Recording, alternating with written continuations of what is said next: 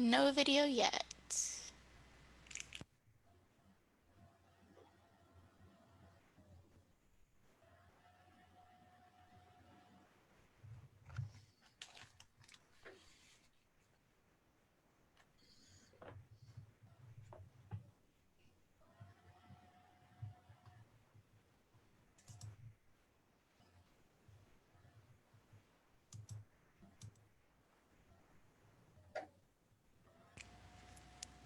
Hello, everybody. How are you? Good. How are you? Hi. Hi, I'm doing well, thank you. For all of our viewers, we are with the SCA Coaches Corner. Tonight we have a lovely topic to discuss with everybody, and Duke Eliahu will be running the show with Viscount Tristan there at his side as well. So for everybody watching, this is a live Zoom. People are actually coming in as we are making this introduction. So if you do want to join us, you are welcome to join us. Just please cut off your video, cut off your sound. If you have any questions, use the raise hand function or send a little chat message inside Zoom. Otherwise, all the questions that we see on Facebook, the actual Facebook comment box, we will be trying to get to those as well. So don't take it personally if we cannot. We're working on limited time tonight. So with that housekeeping out of the way, Duke Eliahu, I will be passing this off to you. Okay. Thank you. Hi, I'm Duke Eliahu, living in the Middle Kingdom right now. I've been a knight for 37 years and reigned twice, and been teaching fighting for all that time. But I also teach at the university. I've taught at 6 different colleges and universities in 3 states in the areas of graphic design and marketing communications.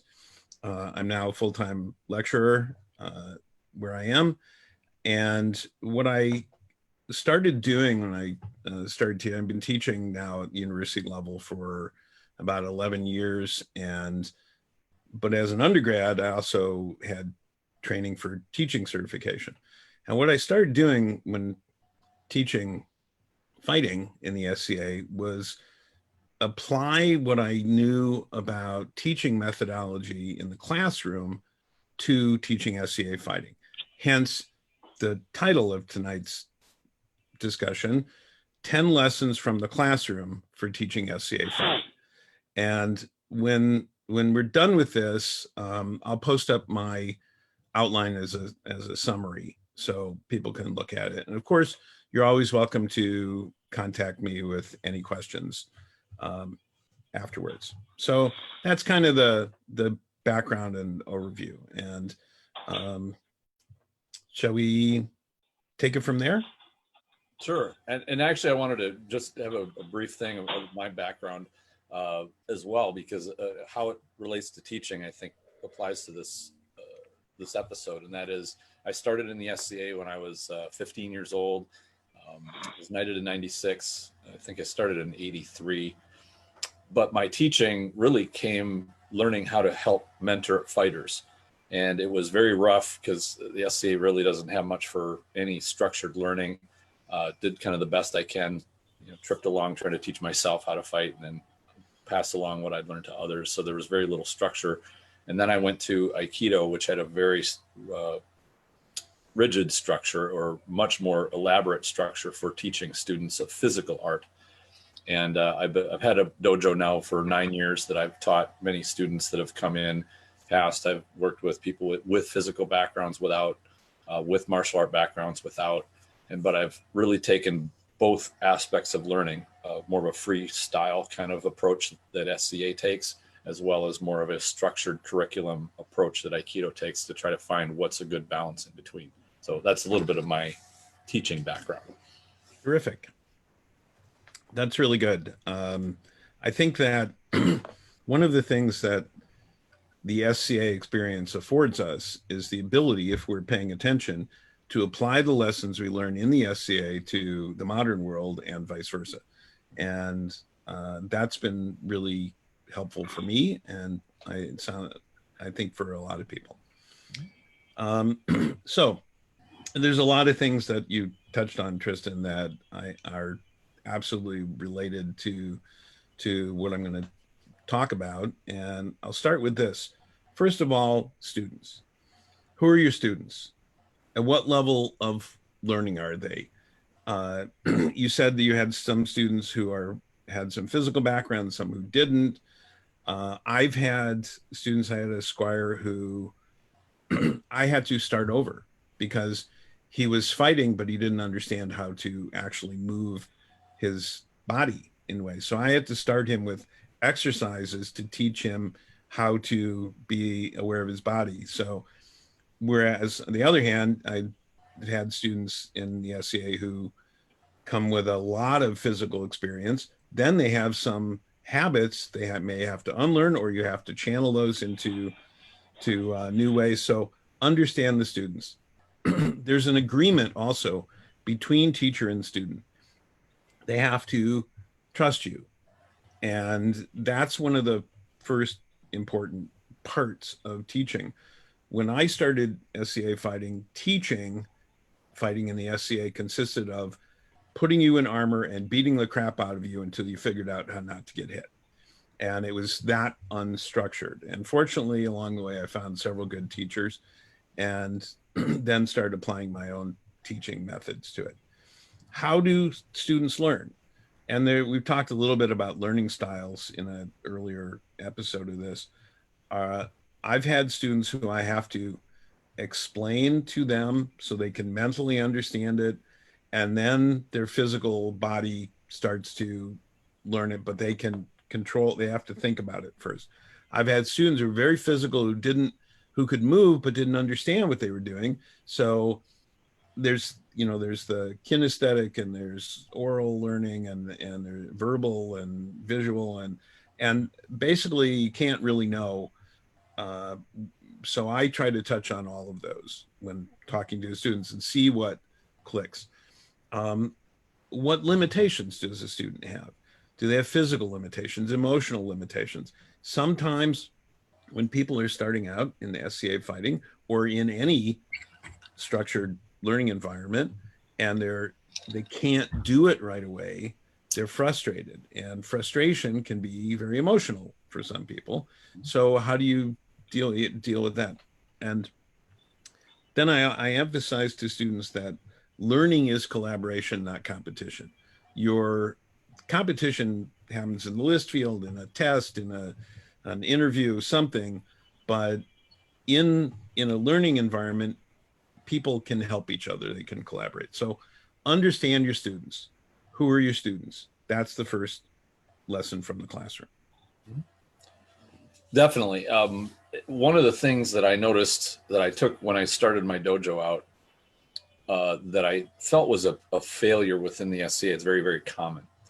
And that is when a new student or prospective student comes in, usually they come in and they'll see a fighting practice, for example, and they'll look around with wonder of all the people in armor, and they probably have some curiosity. That's why they're there. They have probably some interest, again, why they're there. But very few people will come over and ask them and say, well, what are you interested in? What about this that is sparking your passion to be here? And that lesson I took as I established my dojo. So when new students come in, I'll ask them, plain and simple, what's your background? Have you done a martial art before?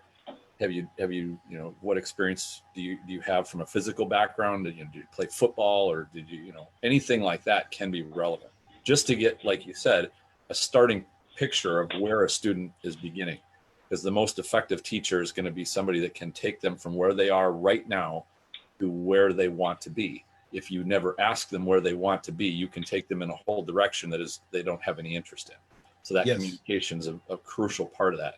So, and if you don't know where they're starting, you may try starting them from some place where they're not. Exactly. If you're 4 steps ahead of them, they'll be completely confused. They won't know what you're talking about, and you lose the connection. And it's connection between mentor and student that is the crucial part.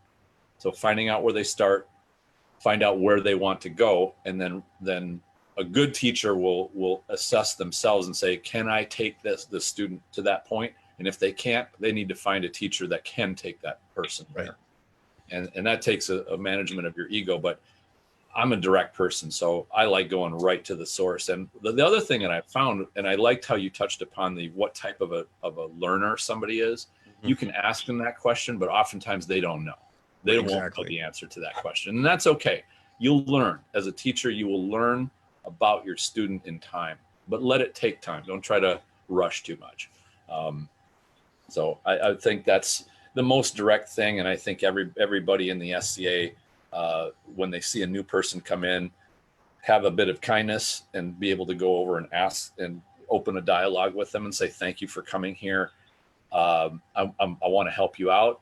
What's your interest? Let me help you fulfill your interest. Let me guide you a way that's going to get you close to what draws you to this.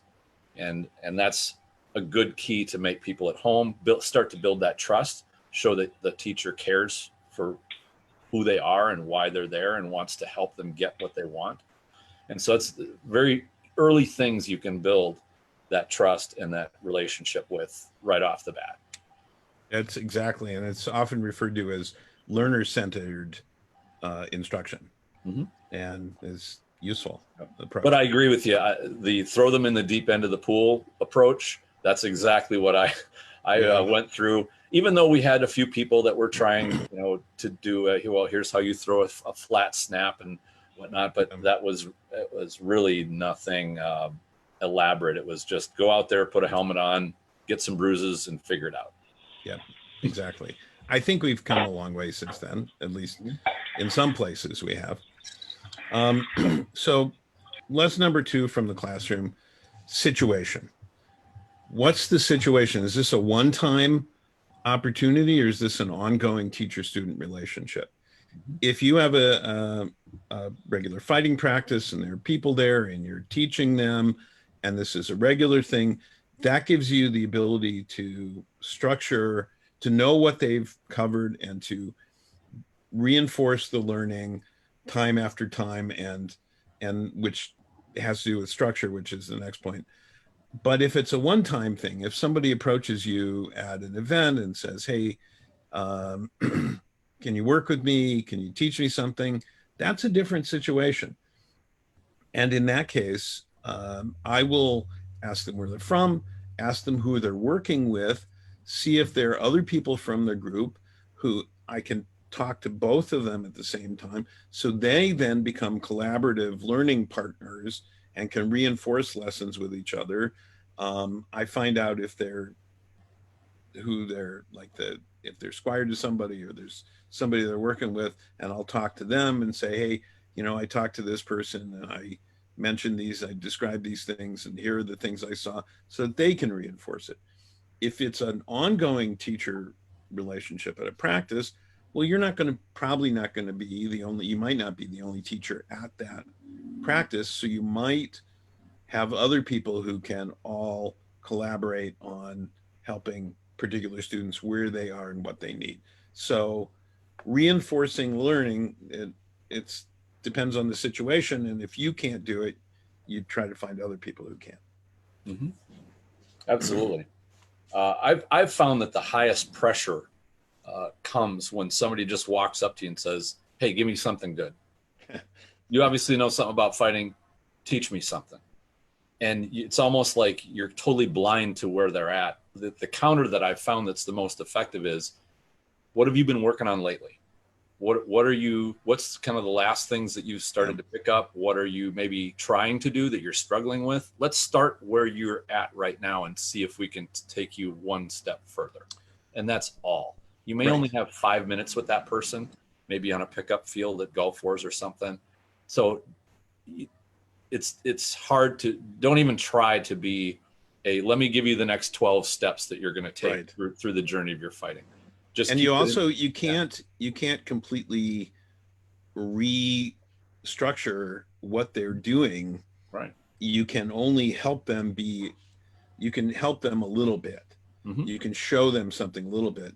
One of the things that I've done with squires, when they've gone to something in the middle called the Tournament of Chivalry, it's a practice event, and tell my squires, take a notebook. You're going to hear things from a lot of different instructors, write them down, and then come back to me and I will help you interpret what they told you so you can understand it, so we can integrate it into the training you're doing. You also can't throw 20 things at somebody all at the same time. 1 point, maybe 2 points. And there are some ways of doing that. But if you overwhelm them with stuff, they're not going to retain anything. Yeah, we call that trying to drink from a fire hose. Yeah. Yeah, exactly. And the one thing is, you talked about that I jumped on, or that came to mind, which was when somebody comes up to you and asks you, you might be in a mindset of learning from somebody else, or you might be studying a fight. Learn to switch gears. Learn to switch into a gear of, okay, right now I'm going to be a mentor, and be ready to switch gears when you go from working for a few minutes with that person. Then you go over to a Duke or account and you say, I want you to show me something. And now you switch gears from mentor into a student.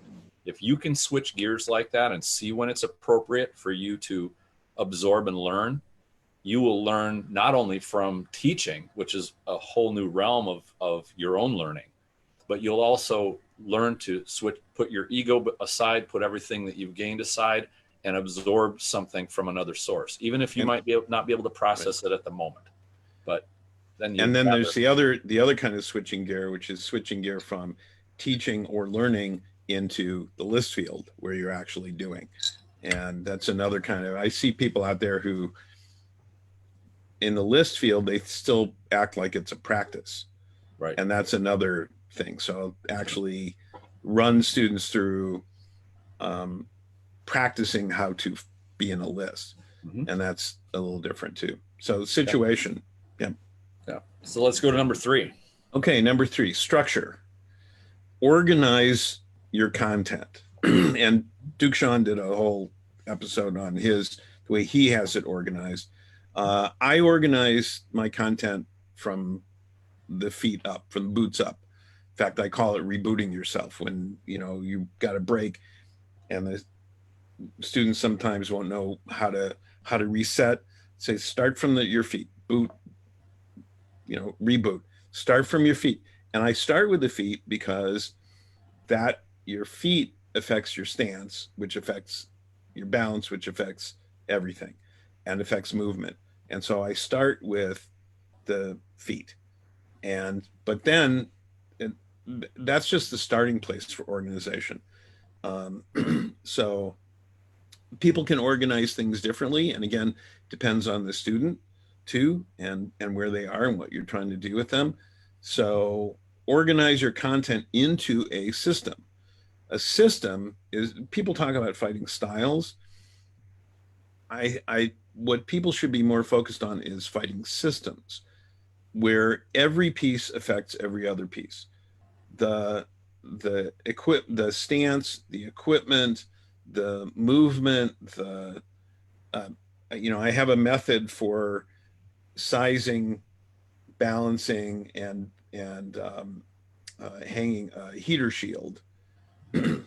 But it depends. The last part of it, the very last part, depends on the stance, because and that's a different episode, but I did post a PDF of my method on the page that people can download and ask me questions. I'm thinking of doing a video showing how that's done too. But the stance changes the last part of the mounting.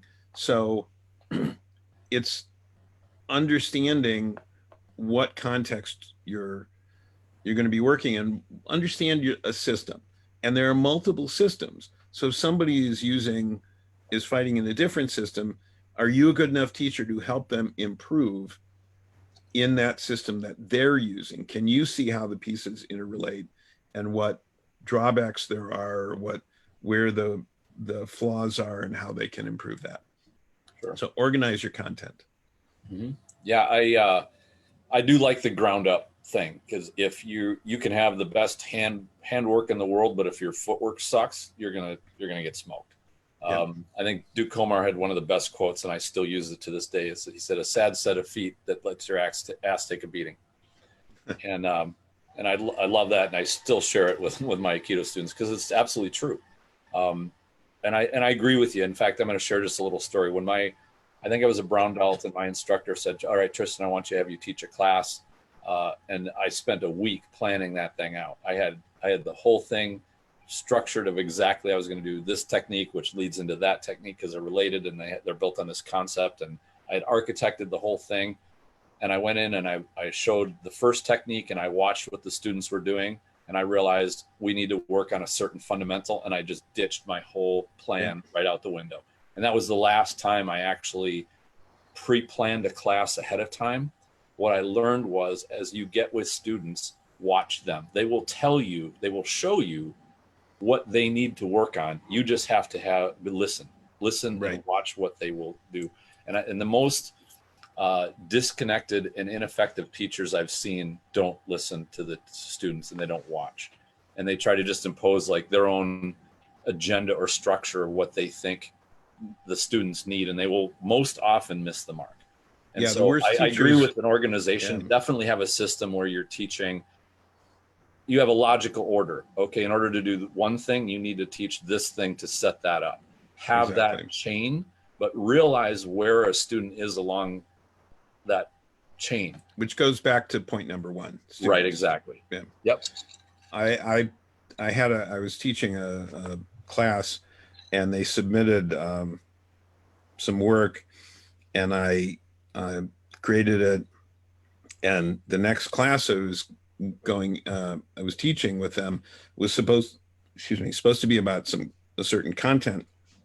And I started the class with, okay, put down your books, your tablets, your pens, whatever, and look at me and listen to what I'm saying. And I scared the hell out of them, which was good because they needed scaring. I said, clearly, you haven't been paying attention to what I've been saying, because you either did stuff I told you not to do or didn't do stuff I told you to. So forget about today's lesson. You're going to get in your groups, you're going to work on your stuff, and I'm going to come around and I'm going to talk to you about what you screwed up, and we're going to fix it, and you're not going to make that mistake again. Mm-hmm. And yeah, it scared the hell out of them, but it worked because I was open to fixing what needed to be fixed at the time. So good. Cool. Okay, the number 4, styles. And I said styles, but I said they're systems, but I'm talking about accommodating multiple learning styles, what are called learning styles.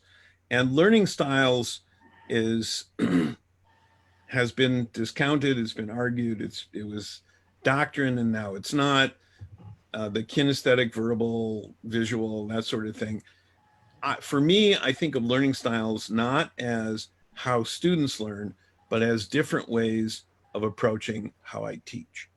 And so if I can explain something in one way and another way and another way, in a different method, a different style, and illuminate something completely, then the student starts to get it. And the analogy I use is like taking a student into a completely dark room, and I've got a flashlight, and there's an object in the center of the room, and I shine a light on it, and they get a picture of it, but only from one point of view. So I walk further around the room, illuminate it again, and so on, until they get a complete picture of it, until they can understand and they can describe it. So I'll show them things, I'll tell them things, I'll sometimes have them do things, because those are the tools for helping illuminate ideas and concepts for them. I use analogies a lot in explaining things. I use stories because they're more memorable a lot of times than simply facts. And there's kinesthetic feedback. So if somebody's actually physically doing so, I'll do that if I'm teaching how to do presentations. I actually will get them to stand up and move and do certain things to understand what to do and what not to do. So there's a bunch of different ways, but learning styles, I think of more as teaching styles. How many different ways can you as a teacher present the same information? Because each different way of presenting it reinforces the other ways. Sure. One of the things that I learned but just by watching students and how they absorb information. And two things. One is the language that you use. When you learn something and you're shown it, especially from a bunch of different sources, oftentimes you will find a certain language that will click in your head. Like one person will explain a concept, you won't get it. Another person will explain it in a whole different way, you won't get it. A third person will explain it in a way and you just go, okay, yeah, now I understand what you're talking about. So in my opinion, a good teacher can shift languages to try to find what a student needs to get that click. Yes. What I've also found is that with certain concepts, and actually with a lot of them, some students are just not ready to absorb it yet, no matter what language is used. And so it requires patience as a teacher to realize, okay, what I want to show this person, what I really think they need or what they're ready for, maybe they're not ready for it yet, but you show it to them. If they don't get it, tell them it's okay, you don't get it right now. Someday it will click. And I've had students where for years I've used the simplest language possible and they can't internalize it. They don't understand or don't quite get it. And then one day you just see like a light bulb go off and they go, exactly, yeah. Now I know what you've been talking to me about for two years. When you said breathe, I get it. Now I understand, or whatever it winds up being. So there's a certain amount of patience that's required as a teacher, a certain amount of patience as a student. If you're a student and you're not getting it, don't beat yourself up. The brain only has a certain rate that it can absorb information. And when you're dealing with complex information that's layered upon certain understanding that needs to be there, prerequisite experience, it takes time. And as much as you want to be good next week, it will take time to do it. And there are no shortcuts through that. Some lessons will come really quickly, like in minutes. Others may take weeks or more to absorb. So as a teacher, show some patience, and as a student, show patience. Exactly. But try to realize maybe the student needs a different way of looking at it, like the flashlight example, to kind of grasp what you're talking about. And I love it when I see the light go on for a student. That's such a gratifying moment. And I've certainly had the experience, I think any of us who've taught fighting have the experience of explaining something, and then sometime later, the student will come back and say, hey, I learned this cool thing. It's like, yeah, this is the thing we've been talking about for years, but now they got it.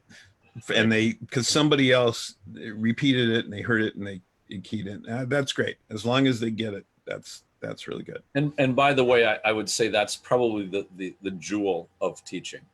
That is the beauty of sharing with a student that light bulb moment. That's why I love teaching. And I loved it in the SCA. I love it in a dojo environment. When somebody can see what they're capable of and how powerful they can be, and they have that joy, I mean, there's nothing better than sharing that joy with them. That's fantastic. Yeah, I occasionally get feedback letters from students that, it happened at a restaurant. This woman and her daughter came up to us, and the woman said, this is my daughter. She was one of your students and she has this great job. And the daughter then proceeded to thank me. That was such a great moment. That was really good. So that was styles, teaching styles. The next is stack. Build the content in a logical order. This has to do with organizing the content. So each lesson builds on the previous lesson, but then you keep reinforcing the previous lesson. So you re-engage the training process. So it certainly happens in the classroom that students, unfortunately, some students often treat each class as something to get through and then forget. Instead of understanding that it's cumulative, that it's additive, that you get through this one class, you're expected to have mastered content in that class because it's prerequisite for the next class. And so I often find that in the beginning of a semester, I have got to reiterate stuff that they should already know because some of them have forgotten it. So that's what I mean by re-engaging the process. So you keep reinforcing the previous lessons as you go go on until you're certain that they've got that, and you can move into new things. So that's part of the structuring, organizing content, but it has to do with the logical order of it, and then going back and revisiting things as needed as you're going forward. Don't just say, okay, they got that, move on, because the previous stuff might not have stuck. Yep. And I think this harkens back to what you're talking about with the foundation layer, the building from the ground up. Mm-hmm. I've found that in teaching martial arts, same way with teaching fighting, because they're the same thing. I like taking a fundamentals approach. Teach fundamentals. What weapon style you're using, that's like a cosmetic difference. It's really, there is not much of a difference. So when you're talking things like movement, control of movement, range, timing, those are the fundamentals. Mm-hmm. And how you deal with a great sword versus sword and shield, you're just dealing with those same fundamentals. But I agree with you. Sometimes I see teachers teach. And one of the things I like studying, especially when watching videos, is not so much or even learning from another instructor, watching their technical ability. I watch their teaching ability. How are they able to weave together a good lesson, even in a couple of minutes or through a seminar, throughout a whole day? You see ones that take an organized approach where there's a logical progression, where everything they show is built on the previous thing and it makes logical sense. It's like somebody telling a story. You tell a story in a flowing way, or you hear a song that flows through its logical progression. And then you run across an instructor who's not very organized, and they're just throwing haphazard things out that don't make any sense to a student. And the students are confused. They can't piece them together. It's very rough. And at the end of the day, the student walks away going, I don't even know what that was. And they're lucky to walk away with one thing, maybe, that makes sense to them. The rest will seem like gobbledygook. I think almost every professional seminar I've been to, I hope I get at least one thing out of it. Mm-hmm. It might be a 90-minute seminar that I've gone to, and it's so disorganized and haphazard. I'm thinking, and I'm taking notes. I'm thinking, what is in here that's worthwhile? And maybe it's a couple of things. Maybe it's only one thing, and it's really frustrating. So, so point number 6: simplify. So, one of the things I'll do, say, starting with the feet, and I'll spend a lot of time about stance and foot and movement and so on. And then as we move on to, I will summarize that just with like one word: feet. That one word essentially acts like a mnemonic to key into all the previous discussion that we've talked about, just about their stance and position and movement.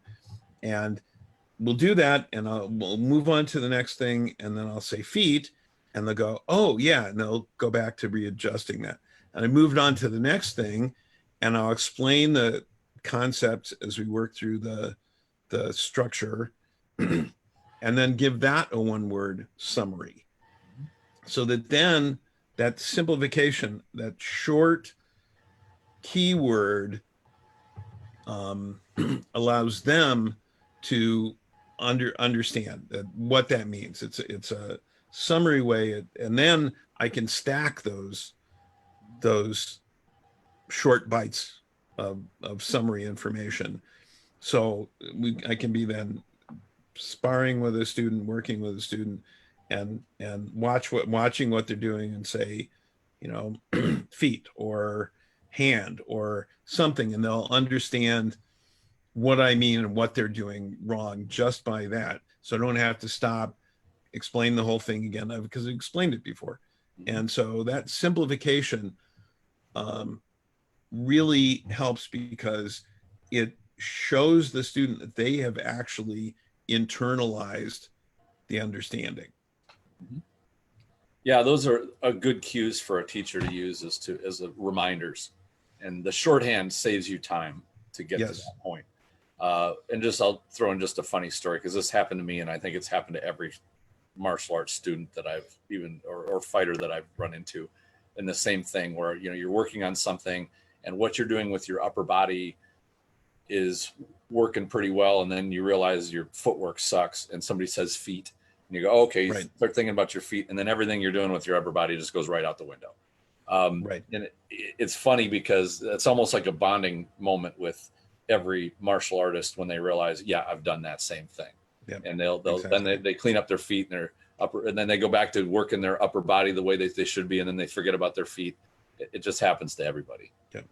And I kind of in explaining the simplify, I kind of overlapped into summarize, naming each complex topic with a key mnemonic word, because simplification is, well, there's only so much talk about the biomechanics of the acceleration of decreasing muscle group size of muscle groups in a specific order that you can talk about. You have to explain that more simply, right? In more simple terms, and then summarize that. That's which is point 7 with the mnemonic. So I kind of jumped over a little bit. Sure. One last thing with the Combine the two. simplify, and this is something I learned in the traditional martial art realm, is that you can, if you're cunning and clever or experienced, you can come up with exercises and drills that focus on certain fundamentals rather than just saying, go spar and try to work this in. Right. Because Right. that gets a little almost too complicated. It's best to have drills, and we're actually going to be doing an episode coming up here pretty soon where we're going to be talking about how do you do focused drills to simplify the principle that you Right. want to reinforce, rather than just say, try to work this into your sparring. Right. And simplification is part of building in drills. Mm-hmm. And too many practices, fight practices, are just people going out there and sparring. And it's not focused. And I know that when I was starting out, we did drills, but I also came from a fencing background, and there were a lot of modern sport fencing background, and there were a lot of drills in that. So we would just say, stand there with a partner who would throw blows slowly, and we would have to just block everything, and then they'd speed up, and we do drills to work on feints. Is with a partner, is this believable? Is this, does somebody and drilling it. When people make the transition from a drill to sparring, very often they completely lose focus and they forget that they should be working on this specific thing. Mm-hmm. In a practice, you're not trying to win or lose. You're winning if you're focusing on this particular thing you're working on. Doesn't matter if somebody hits you. It matters if you do this technique correctly, even if it's just movement or whatever it is, so that you're getting that repetition in, so your body is starting to learn this. So right. That's part of simplify. Mm-hmm. So I talked about summarize. And so number 8 is scan. Build in evaluation stages to determine which lessons need revisiting. So I explained to students in the classroom that the exams I give them, my approach with exams is to reinforce the things that they should have learned. Mm-hmm. And how do you build in evaluation stages in SCA fighting? Well, you revisit, again, it's re-engaging the previous learning. Then that's a time for sparring and see, well, what are they doing? Have they incorporated this? Well, where does it start to break down? How can we go back to that? Where do we need to go back to? And it's a reevaluation stage. Sure. Yeah, the evaluation, I think, is an important part. One of the things that I found very useful, and some practices have it, but a lot of them don't, and that is debriefing. Talk with your opponents afterwards. After you're getting out of armor, just sit around and chat with them a little while. Say, hey, what do you feel was not working for you? What do you feel did work? When we sparred, you landed some shots on me. How did you do it? What were you seeing? use that time. And I found this initially on the melee field, when we would go out, my household would go out and fight, and we'd come back and we'd be like, okay, what worked, what didn't work? Mm-hmm. What do we want to work on next time? How do we want to change? What do we want to have for a plan? And I found that from an individual standpoint, that evaluation I would do either myself, or if I could talk with my opponents and get their input and feedback, would help me make a list of what I wanted to do for the next practice. I could process it for a couple of days and go, okay, what are the top 3 things I really want to get down for the next practice? And then I would use that as sort of a cycle, where the day of the practice or the day before the next practice, okay, what was that list that I made up, that I had? All right, what are those 2 or 3 things that I really want to work on? And I'd start gearing myself up. All right, when I go to practice, how am I going to focus on those things? How am I going to use the evaluation I did from last time to make this practice take care of those problems, or at least address them, or try to work on it? So you're using kind of a structure rather than just throwing your bag down at practice and putting your arm around and going, well, I guess I'll go do some sparring. That's very haphazard, and it really won't get much for result. In the classroom, one of the models is what's often referred to as military training model. Tell them what you're going to tell them what you're telling them, tell them what you told them. Mm-hmm. And that way of doing it is useful. It's essentially sort of evaluate, it's a reiteration. But I will also ask students, what's the main thing you got today? What's the main thing you got? The main point you got? What's your main takeaway today? Or 2 or 3. I'll spend the last few minutes of class sometimes asking them that. Mm-hmm. So, let's see. Speak back. Point number 9. Have students explain concepts in their own words. Mm-hmm. So you've explained something. You've now, to help them internalize it. It's not really evaluating if they've internalized it. It is, but it's also to really help them internalize it. Make them say it in their own words. And this is really useful because you can see if they're just repeating what you said or if they really understand it. And I was I've been actually in quite a few productions of Shakespeare plays. And I had one director who had us do a scene in modern speech. We'd learn the lines, but the director said, do this scene, but improvise everything and do it in modern language. And the point of this was to say it in our own words with the correct emotional content, and then take that back, the meaning and the content back to the lines in Shakespearean English. It also let the director see if we didn't understand what we were saying. So that was really useful. So and again, that's an example of the kind of analogies I use when I'm teaching in the classroom. Have students explain concepts in their own words. Mm-hmm. Yeah, one of the things that I found that's very useful, and I only noticed this as a teacher after a little while, after I started teaching, and that was that I'm not teaching somebody's forebrain, the part that engages in conversation. Mm-hmm. When I'm teaching physical aspects, I'm teaching that lizard brain in the back that actually controls your body movement, and that is done by feel. So oftentimes when I engage the student and say, what I'll say to them is, how did that technique feel? You did it correctly. How did it feel to your body? Did it feel smooth? Did it feel effortless? Did it feel like it fits into how your body wants to move? And usually they'll say, well, yeah, that I now have the feel. And what I want to do is connect the forebrain, that I would ask them, okay, tell me about how this movement that you just did. And they could probably repeat my words back to me, but they wouldn't have internalized it. Right. And that's why I usually take the angle of, how did that feel? Did it feel like that clicked? Did it feel like it was something, that technique is something you could trust or that you would do? And that relates to a technique I'll use in that combines simplification and summarizing in their own words, a bunch of things. So I'll have students doing something, fighting, they're doing something incorrectly, I'll take the time to explain it, show them how to do it, have them do it correctly, repeat that and repeat that and repeat that, and then have them go back to the way they were doing it incorrectly, and then do that so they can feel the difference. Right. And then have them do it correctly again and go back and forth a few times so they get that feel.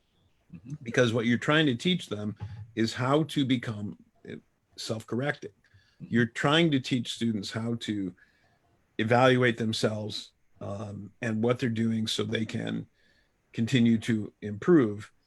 And so that's one technique I'll do. Like simplest example is with somebody's feet, where there's I'll correct them, and then I'll say, okay, now do it. Go back to what you were doing. Now feel how it feels. And you were lifting your foot when you're doing this because of this thing. How does it feel? Or you were letting your elbow come out.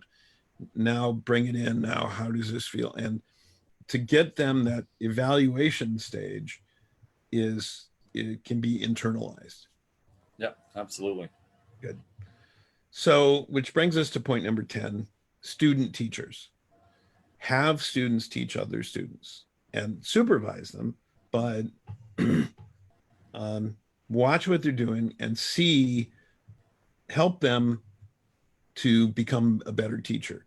There's an old saying, I hear and I forget, I see and I remember, I do and I understand. I've added to that, I teach and I begin to master the subject. And I think that having someone explain it to a student explain it to someone else helps them to make certain that they understand it and they really understand it, because they have to explain it in their own words too. Mm-hmm. So, yep. One of the lessons that I got from a teacher, and this is from the Aikido world, and that is it addresses the problem where somebody says, well, I don't have enough rank. I'm not senior or experienced enough to actually teach, so I shouldn't be teaching anybody. And I understand that sentiment, and it's valid. You obviously don't want to go teach somebody something that's wrong, but first thing, it'll happen. There's nobody that knows enough that will eventually not make the mistake of showing somebody something that is incorrect. So you got to get over that right away. And the lesson that my instructor told me, he said, if you know one thing, teach that one thing. You don't have to know everything before you can go share something with somebody that can help them. Even if it winds up being eventually wrong, or they'll move past it. For that moment, you're going to give somebody something a little better than what they have at the time. So you let that ego part go of saying, well, I don't want to be caught teaching something that's incorrect. If you have the heart to help somebody, that's noble, and definitely do it. And the very thing that you thought was perfect and great, you might learn tomorrow something that's going to be better for you to be better. So it's all a process. It's not an end result or an end goal. It's all an ongoing process of improving yourself, improving what you teach others.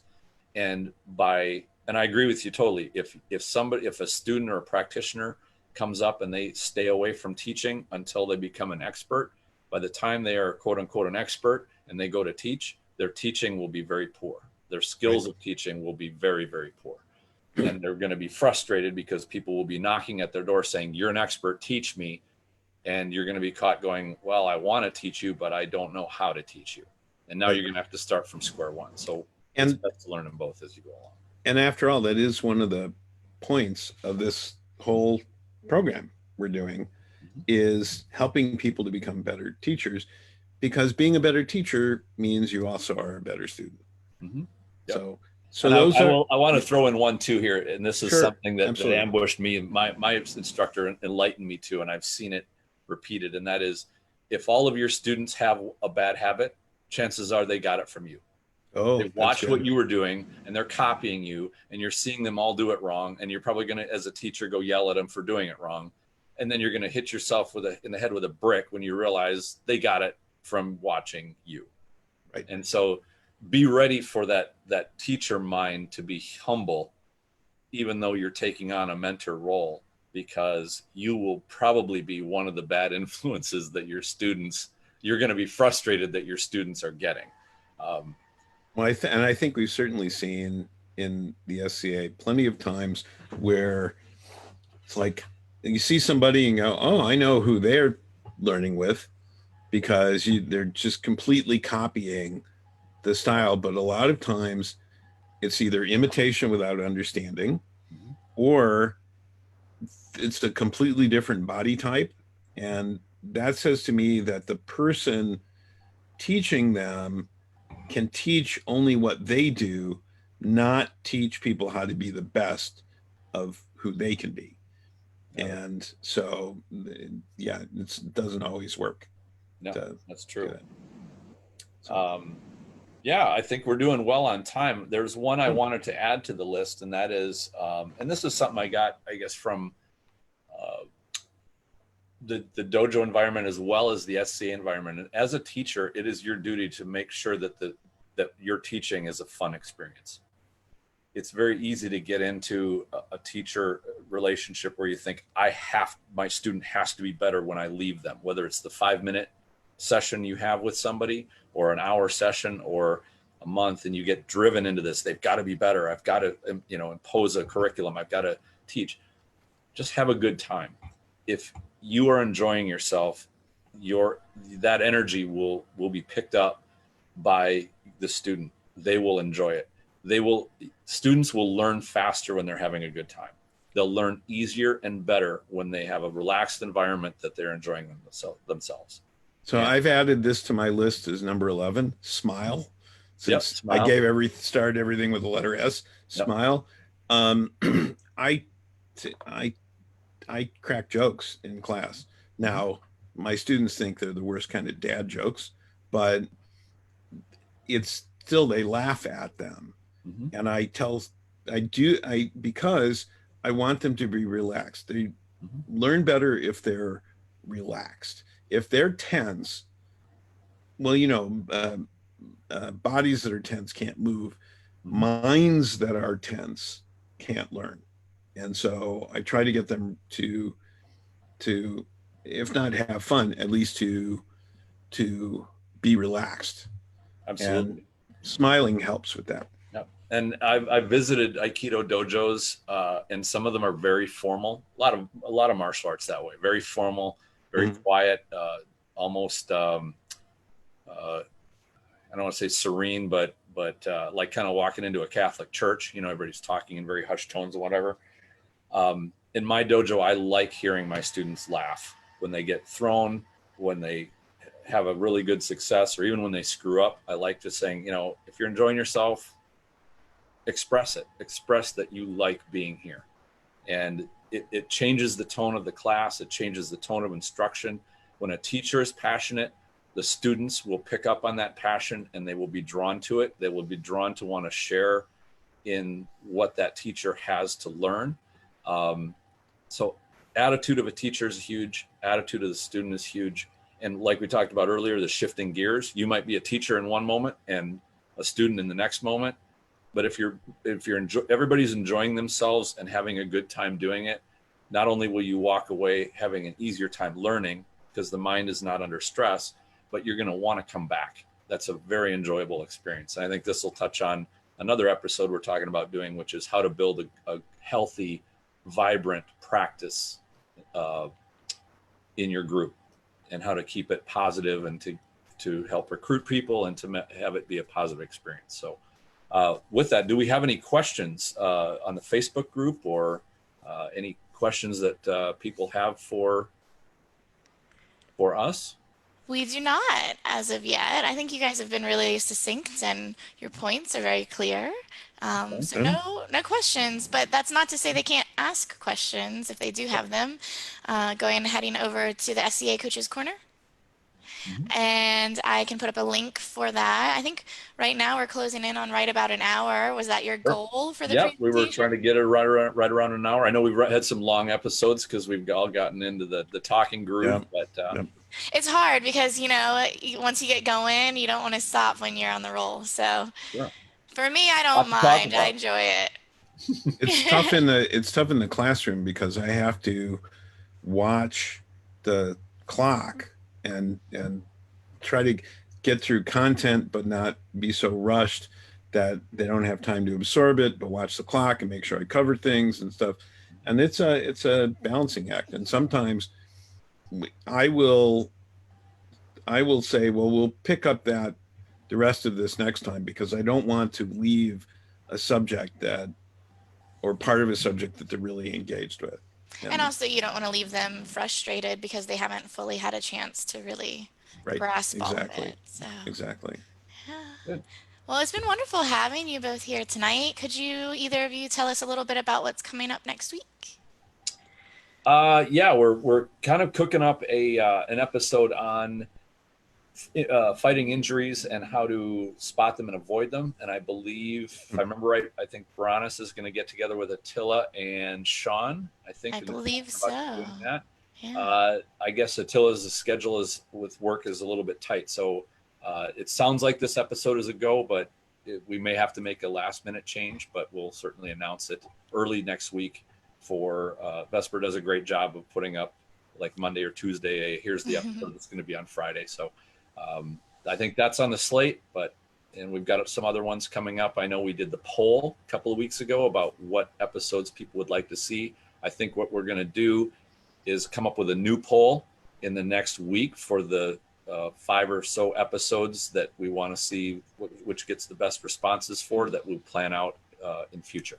So Cool. we're going to kind of keep that rolling to see that stuff that people's interested in is what we're talking about. Very Cool. good. Awesome. Well, I want to thank both of you for being here tonight. Again, everybody that's watching, if you had questions you're a little shy about asking or if they crop up later, I will put a link up to the SCA Coaches Corner. By sure, definitely get over there and check them out because they are awesome people.